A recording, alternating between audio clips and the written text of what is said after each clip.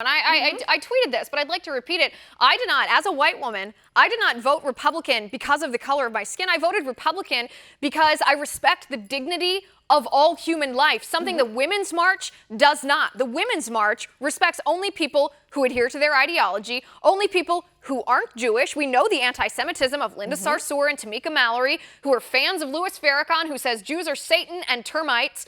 We know the Women's March is tied into Planned Parenthood, who aborts millions of unborn babies and doesn't stand up for the unborn women who are aborted every single year.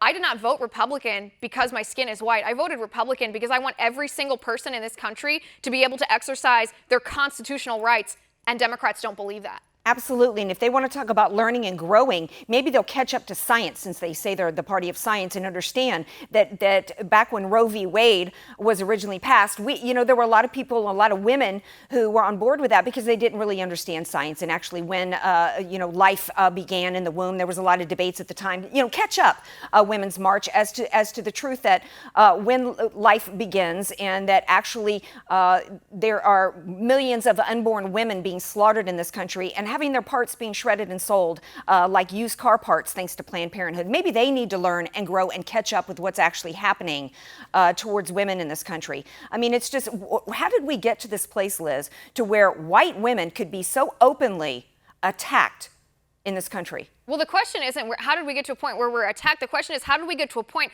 where the Democrats don't call that out as racism, where everyone doesn't stand up and say, wait a second, I thought we were judging people on the content of their character, not the color of their skin. How dare you, how insulting it is to think that you have a monopoly on a certain demographic of people's votes based on their immutable characteristics. That's the definition of bigotry and sexism and racism, and the left's embracing it. Want to see more videos like this? Click on the link below and subscribe to One America News on YouTube, and call your cable provider and kindly demand that One America News is added to your lineup. Call and subscribe today.